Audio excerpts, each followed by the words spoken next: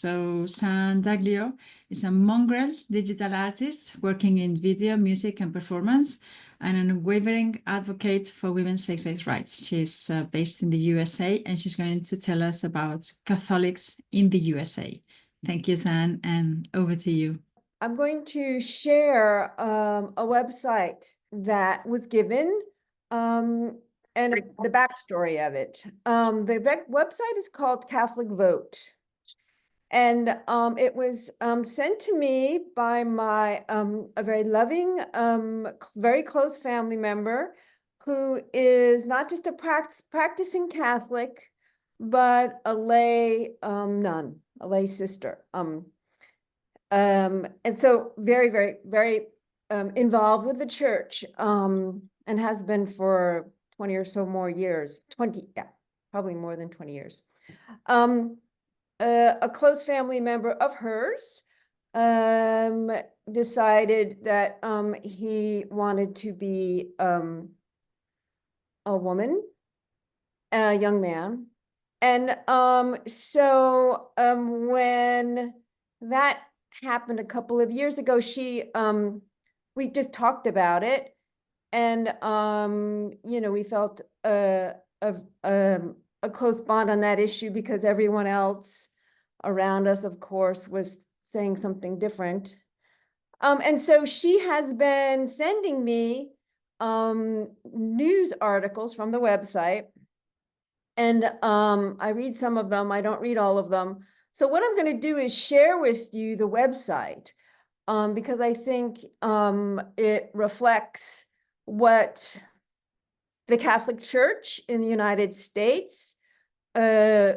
It seems like it's a very popular website. I haven't done any research on it, but you can see in it what a somewhat official website is talking about. So as I said, it's called Catholic Vote. So right away we observe that it's political, which I find interesting. I'll comment a little on my own comments. I was raised loosey-goosey Catholic, but I'm not Catholic. And my family members, my general family members aren't that Catholic.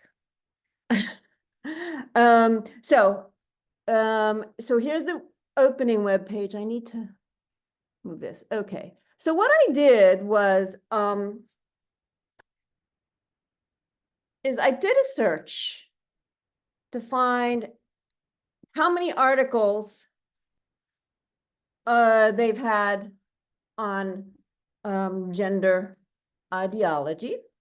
And then I just picked out some of the pages because 239 is quite a lot. I just picked out some pages to just kind of breeze through. You can certainly go through them yourself, and some headlines that I thought were thought-provoking. So the first thing I did was I went back to when they actually started, the very first post that they had, and you can see it was at the end of 2021. So, and I think I've been receiving these, you know, emails from my family member for a year and a half or so. So kind of sort of coincides with when the site started. But what I thought was one of these first posts that they did was these top 10 courage awards. We see that Abigail Schreier got one of the awards because of her book, right? The Transgender Craze Seducing Our Daughters. So I thought that was kind of interesting. Also, early on, this is a post from 2022. They have this heroes and zeros kind of, yeah, I don't know what you call this.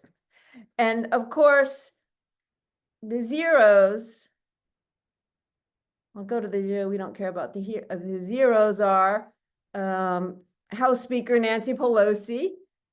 And I thought this was great. Joe Biden is sub-zero. just some of the articles that I found, or some of the pages I found from 2023. We can see some of the headlines. Father jailed for refusing to use daughter's preferred pronouns, wins appeal in court. Titan pro-trans group endorses Ohio issue 1 amendment. Some of these we're familiar with, probably most of them, but some of them not so. California passes anti-parent bills, slammed as a transgender inquisition. California becomes first state to recognize Trans History Month. Conflicting courts on trans issues. Hundreds of Pennsylvania students walked out to protest boys in the girls' bathrooms. And then I'll go to more recently, as I said, AP News praises Jesuits for encouraging LGBT Catholics after hiring outreach director.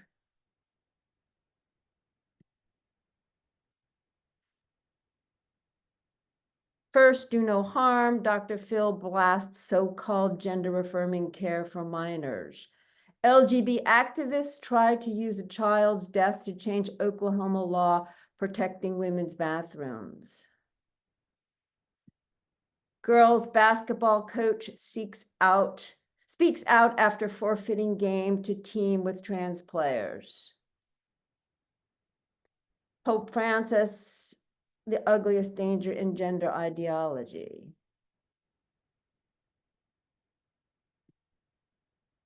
Then a little bit coming up, we're in 2024, more Nashville trans student shooters, anti-Christian manifesto revealed to the public. Here I Am, a children's book that combats confusing gender ideology.